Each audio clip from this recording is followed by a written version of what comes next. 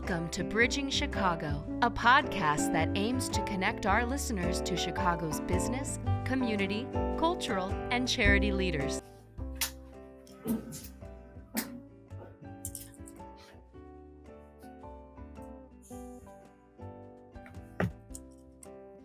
Hello and welcome to another episode of the Bridging Chicago podcast. My name is Nathan and I'm your host for today's episode. Be sure to check out our website, www.bridgingchicago.com, to check out our Season 6 episodes as well as all of our prior podcast episodes. Today, I am so excited to be joined by Amy Danzer, the Director of Programming with the Printers Row Lit Fest. We all know how amazing festivals are in Chicago, how Chicago loves a good festival, so we're really excited for today's conversation.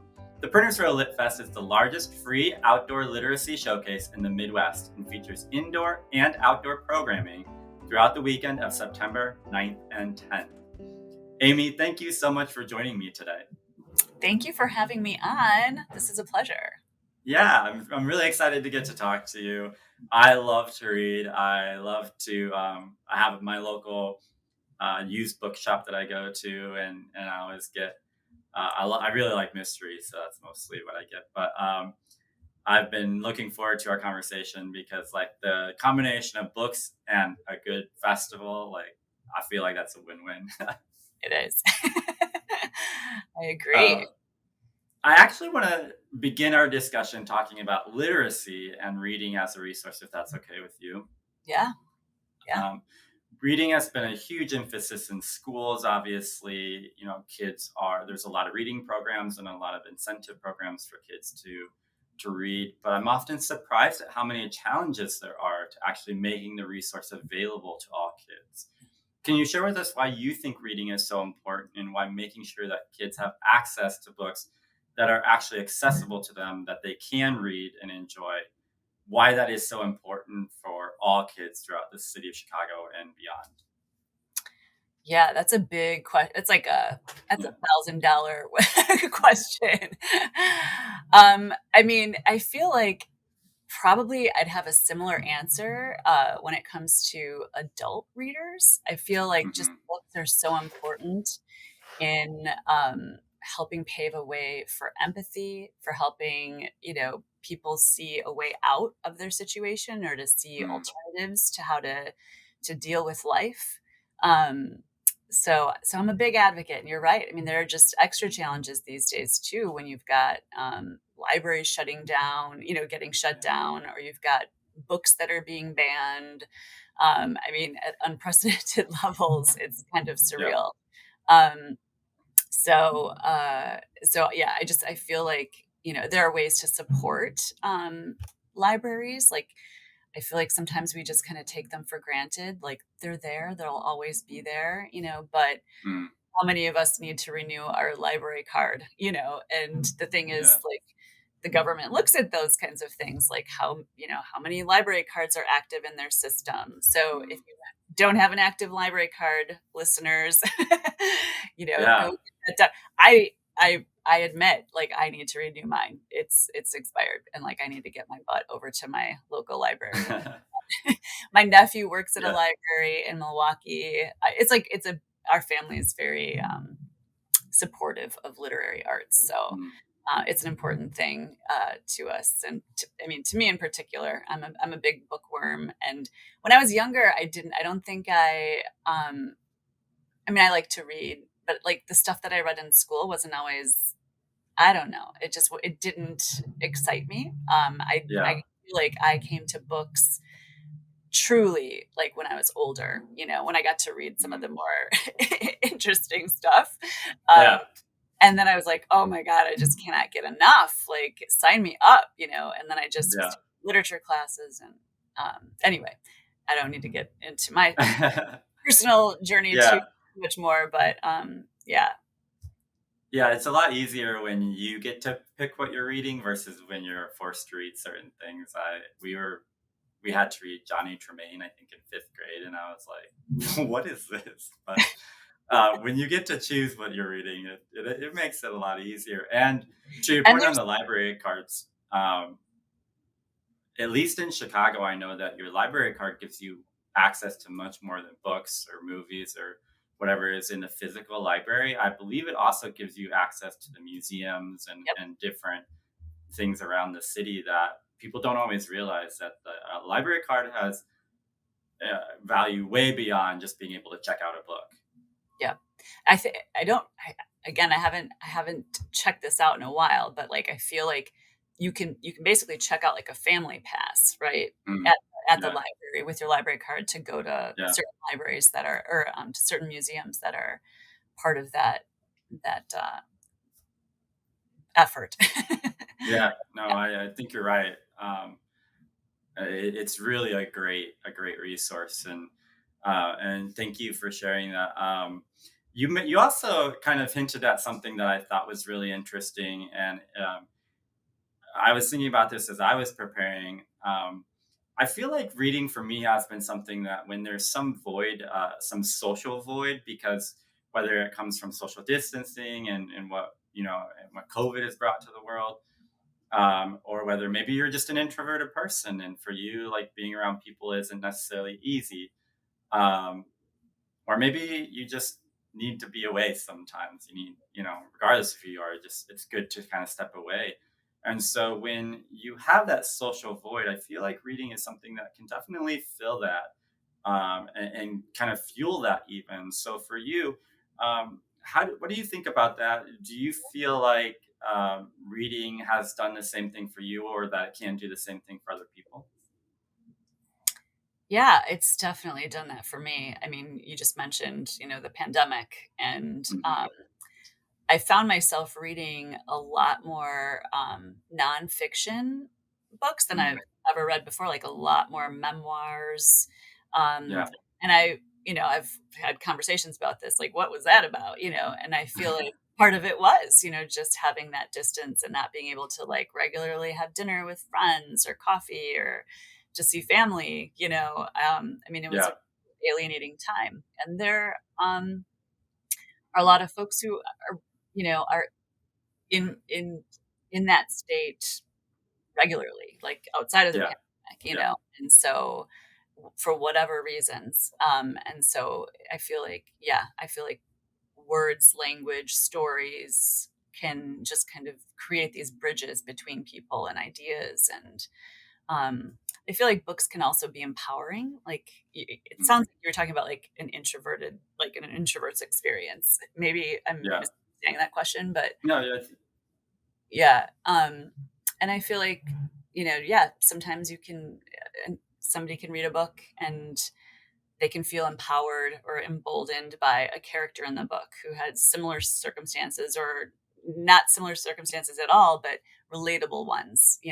All right. So, as much as we could talk about books probably forever, let's get to the Printers Row Lit Fest because I know that's why we're here, and it's something that it's super fun. I've gone many times. I used to live right there, so it was in my backyard a few times. But Love I it. do want to, yeah, it was amazing. But I do want to have help people understand a little bit more about what it is. So can share with us what is Preneurs Row Lit Fest and when it happens and sort of what people can expect? Yep. So it happens once a year, and historically it would happen in June, like the first or second weekend Mm, of June. And the pandemic kind of knocked everything sideways. And so I feel like a lot of different festivals in the city of Chicago are just kind of like picking yeah. different dates. Like Taste of Chicago's different, and it's actually happening the same weekend as Printers Row Lit Fest. So it's a twofer if you go to the fest. Oh, nice. Also enjoy the Taste of Chicago, or Yeah. vice versa.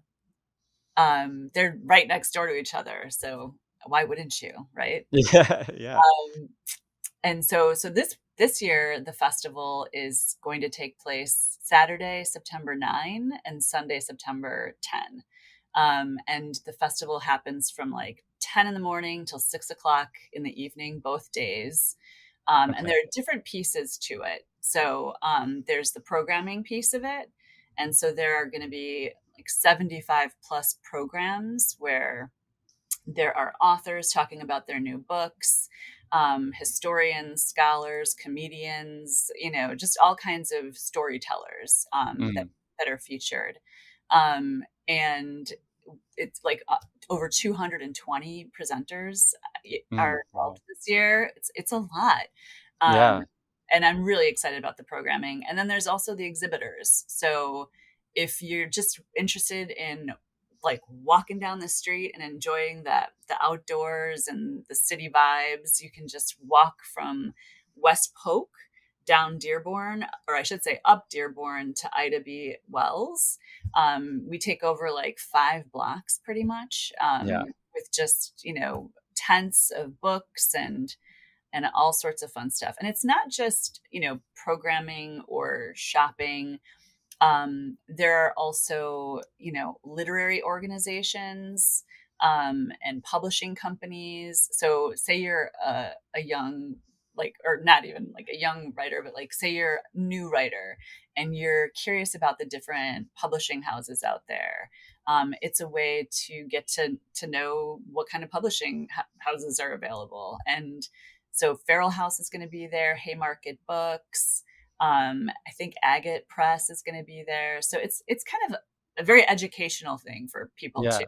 Um, I don't think enough people take advantage of that aspect of it, but it really is a great opportunity to kind of get to know some of the players like in the literary world in Chicago and beyond.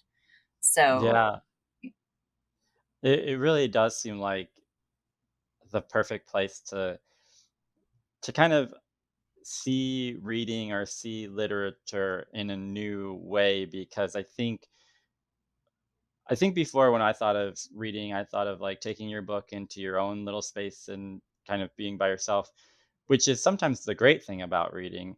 But it actually can have a community aspect to it, whether it's through book clubs or through festivals like Printers Row Lit Fest, or Book Talk on TikTok or other things. I think the social aspect of books is very underrated and very underutilized. If I'm remembering correctly, Printers Row Lit Fest has been around for 38 years, which is a long time to have something. And so there must be some connection. There must be something that people get out of it that's more than just like, oh, I like to read, and so I'm going to go to Printers Row Lit Fest. for sure. Yeah, I feel like there's people go to the fest for so many different reasons. Mm. Some people go to like, meet a famous writer, or to listen, to kind of do some shopping, right? So like, let me Yeah. hear what these books are about. Does this get me excited? Yes, Mm. no. And then there's like some of the programs that we have are just very interactive. Like we have a bunch of children's programming that's planned. So we have, for example, we have a scavenger hunt where little kids can start at a particular booth and then get a list, and then they have to kind of go to other booths. It's very interactive that way, and they Wow. get to learn about like books and meet other publishers and that sort of thing. We have there's a bookstore in Evanston called Booked. And they're going to be hosting like a bubbles and bookmark dance party, which is going to Oh, be a lot wow. of fun. On Sunday, we have Drag Story Hour. We're going to have a storybook parade where kids can dress up in costumes, and they'll be led by the Chicago Public Library's Great Horned Owl mascot and Okay. Miss Friendship Ambassador, presented by the Chinatown Chamber of Commerce. They're going to be leading this little parade. I mean, it's so cute. These little kids Yeah. outfits and their storybook, their favorite storybook characters. That's so cool.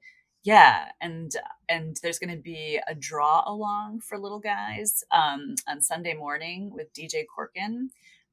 So it's interactive. Yeah. Yeah. Parents can bring their kiddos there. Aunts and uncles or grandparents can bring their little people and be involved. There's also like spoken word and poetry, which is and conversation. So like if there's a conversation about a book that's written about some political topic, um, there's Q&A opportunities. So if Mm. people want to ask questions of the presenters, they can do that as well. So lots going on, Nathan, Yeah. lots going on.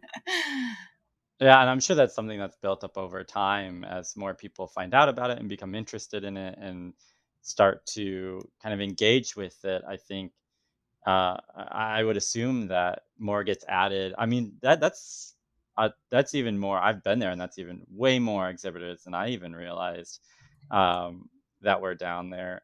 Um, can you share with us a little bit about, because it's Printers Row, and so I know that there are permanent bookstores there that Mhm. reside in that area. Share with us about the permanent bookstores and sort of their involvement and their connection with the neighborhood and then with the Printers Row Lit Fest.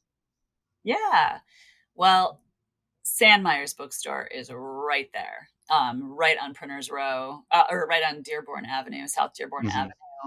They've been there for a long time. I forget exactly how many years, but they're one of our official partners for the Okay. festivals. They're going to be selling books for a number of, selling books of authors who are being presented at a number Mm. of stages. They're fantastic. You know, if people attend the festival, they should definitely stop by the tent that Sandmeyer's is going to have and then poke your head into the store. A wonderful selection. And it's a new owner, Ellen Hansen. So it was Ellen Sandmeyer and now it's Ellen Hansen. Both are fabulous. And again, booksellers are just the best. We also have Susie Takish, who runs the bookseller in Lincoln Square. So that's north of Printers Row neighborhood. But she comes down with books and sells them there for a couple of our other stages. She's incredible. And that bookstore is really fun too. They've got Mm. um, like a cafe, so you can go in and enjoy a coffee or a glass of wine while reading your book and shopping. And they've got a great children's selection. So, yeah, so that's what I can say about just a couple of the booksellers who are involved. But the two I just mentioned are officially like selling books for our authors, our presenters. Along Dearborn, there's going to be about 100+ exhibitors. So all kinds of fun, booksellers who've got like rare books, used books, new books, children's books, what have you. So Yeah. I just thought of this question, and yeah. I know it's a bit of a sensitive topic, but I would love to get kind of your take on this. And this is this banned book, Hmm. I want to say, phenomenon that's been happening, because I think it has been elevated to a level that most people probably wouldn't have expected, where books are getting banned, not for reasons that they used to. Let's just say it that way. So for you, um, and I know this is maybe a little more personal thing, but for you, sort of, how do you see that? And then is there sort of danger in trying to figure out what books we need to protect from children or from the general public, and what, where free speech comes in and just says, like, if people are writing this, and they should be able to share it with the public. Wow, that's I think an entire show Yeah, that yeah, yeah, into that question. Yeah, it's a huge topic. I feel like banning books it's just a very complicated yeah. issue, right? Because I feel like some people, um, I've seen these videos going around on social media, where it's like, well, like if you actually were to present some of the stories that are told in, the Bible, like Hmm. they would ban the Bible, but then Yeah, places they've done that, right? yeah, Which right, is wild. right, It's like, what is really going on here, and I feel like it's it's all kind of related to our very polarized culture right now. yeah, Um, so I'm hoping that it will like work itself out. yeah, I also feel like we need to be diligent in preserving like the right to have books made available. And if you're Yeah, that concerned as a parent about what kind of books your kid is being exposed to, then you need to be more involved with them. But that doesn't, like, that's your business. Don't prevent other people from those opportunities, yeah, and I think those folks really need to ask themselves, what are they most afraid of? Like, truly, like, what are they yeah, really worried about? um and that requires a lot of self-reflection that people aren't up for doing. So yeah. it's tricky. We're actually going to have at the festival a discussion about banned books. The Chicago Public Library is hosting a program, and a few authors from the city of Chicago who have had their books banned from libraries are going to be speaking. Wow. Erica L. Sanchez, Amy Polinsky, and I'm trying to remember Jesse Ann Foley. So there are going to be a few authors there. So if people want to have like a real conversation about this, I feel like definitely make it to that event. Uh, Yeah, I think it's Saturday afternoon on the center stage. So yeah. That sounds like it'll be a really interesting discussion, and I hope that people are able to share with it, just to kind of start talking about it, because I do, as you mentioned, it is very polarizing. But I think what I see is really important is that we keep books in the hands of kids and in the hands of people who can continue to learn and make decisions for themselves, but having the information that they need to have. And I think that's so important. Um, and I completely understand people, obviously parents wanting to protect their children. But I think there's a difference between that and making it available for other parents who want to teach their children certain things. right. And so hopefully the polarization of the topic doesn't take away from people learning more about it. And I think it's so cool that you're having those authors there, because I think they'll be able to facilitate an amazing discussion. Sort of along those same lines, we've talked about it a little bit, but for the Printers Row Lit Fest, how do you see your social responsibility, and then how is the festival determined to walk that out year after year for the people of Chicago? The social responsibility. Yeah, I mean, I feel like one of the objectives of the fest is to inspire reading, to celebrate books, and to inspire curiosity, and to fuel conversations, to not be Mm, afraid of conversations, and to be careful to self-censor too much. I feel like we do need to kind of like roll up our sleeves and have these conversations. So mm, one of our stages in particular, at 731 South Plymouth Court, um, those 2 days, on Saturday and Sunday, that stage, the majority of those discussions kind of deal with topical topical events. mhm, So mhm. you know. Inequity in healthcare, female rights, civil rights, human rights, and so I feel like I'm very excited about those conversations. I'm very Yeah. sad that I will be like in author check-in and hospitality most of the day, like Yeah, yeah, making sure everybody knows where they're going. I'm so yeah, sad. The whole schedule I'm just like very excited about, and so I'm just going to rely on other people to tell me how it all went. yeah. Uh, I definitely plan on going, so Yay, I'll we'll let do you a know debrief. what I think from my perspective, because Yeah, it is something that I've enjoyed. So I'm even more looking forward to it now, which yeah, is so fun. excellent. Um, Obviously, we've gotten some sampling of your personal connection to the festival and to the work that goes into it. But can you share with us sort of with what you do and your connection to the authors and to the other people who are putting the work into making the festival happen? How does it make you feel to be a part of this, to be one of the people who is helping to put this on, and especially when the people all come together and get to enjoy the festival? on that weekend? It makes me so happy. I mean, like right now, like leading up to the festival, there's just like a lot of moving pieces and Yeah. craziness. And but you know, it's just so exciting when the weekend is actually there, and you know, these authors have these new books out, and it's an opportunity for us to kind of showcase these wonderful authors and to be able to, you know, help amplify their voices, Hmm.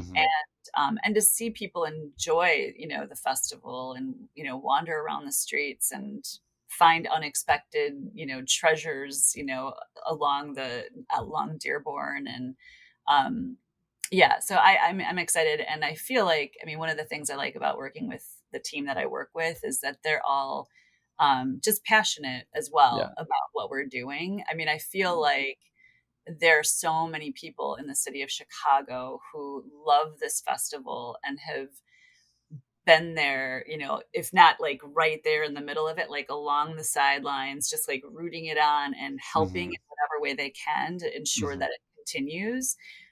It's the only way a thing like this does survive, is to have like so many people interested, invested, supporting it, you know, financially, emotionally, Yeah. intellectually, whatever, you know. And so it's fun and it's inspiring to be around people who are all that stoked about it, the same Yeah. thing. Yeah. Yeah.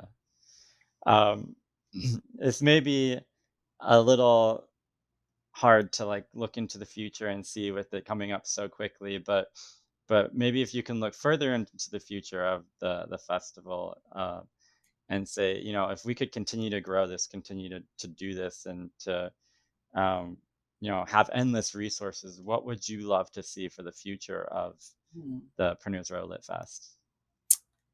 Huh. Endless resources. My.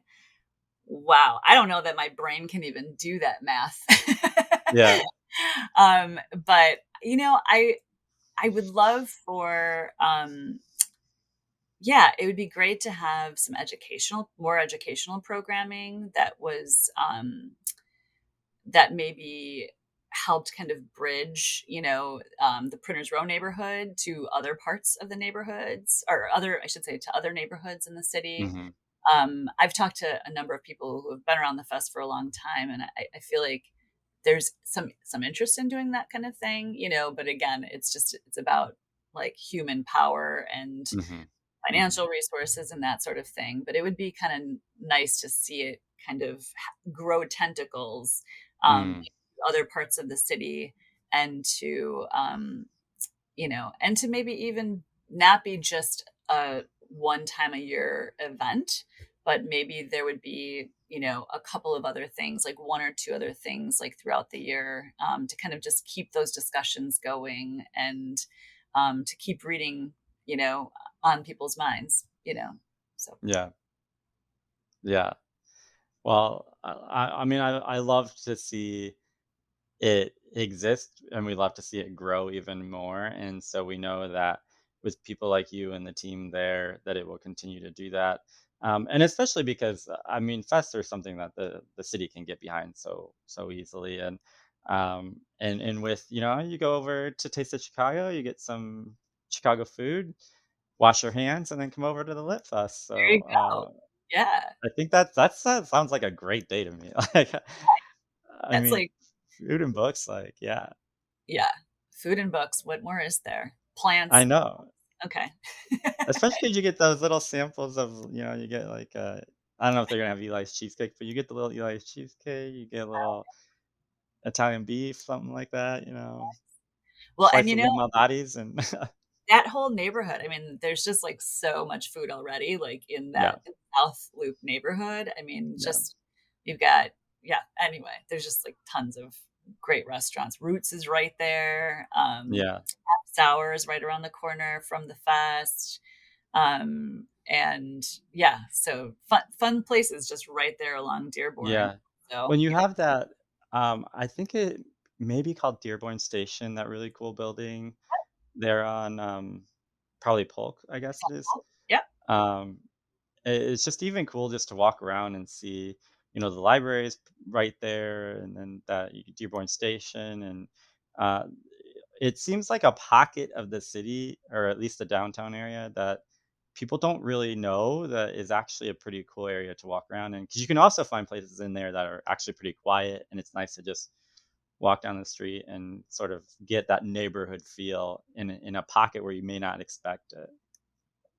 Yeah. Well, and there's just so much history in that neighborhood too. I mean, Yeah.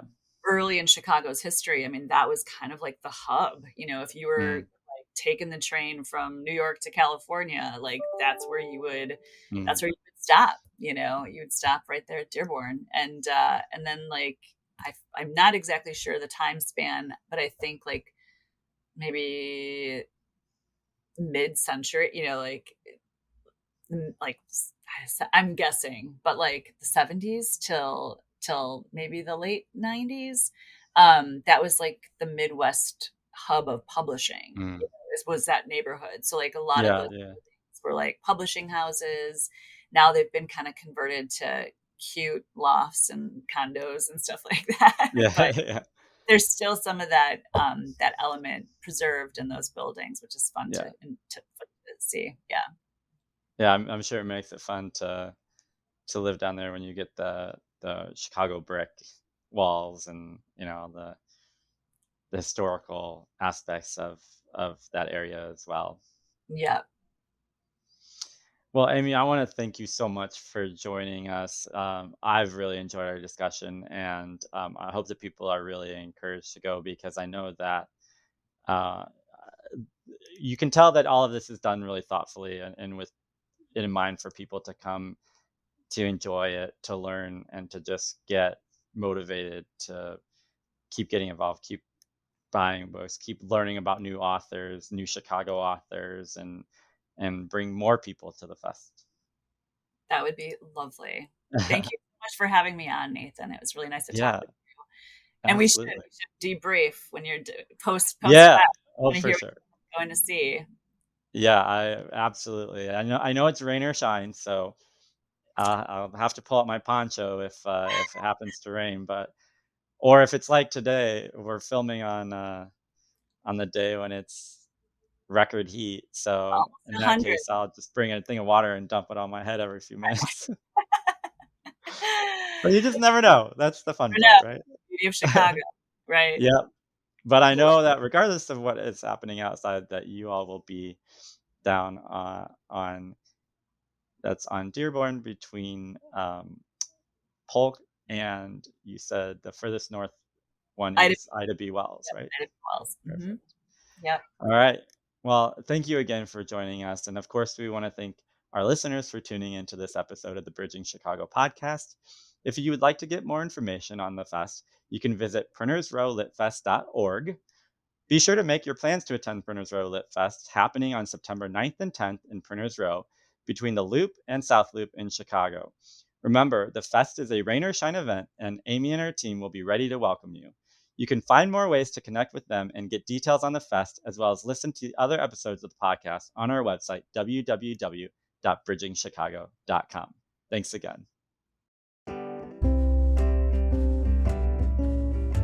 Thanks for listening to this episode of Bridging Chicago, as produced by the SATC Solutions Center. Nothing contained in this podcast shall constitute financial, investment, legal, and/or professional advice. No professional relationship of any kind is created between you and the podcast host or guest.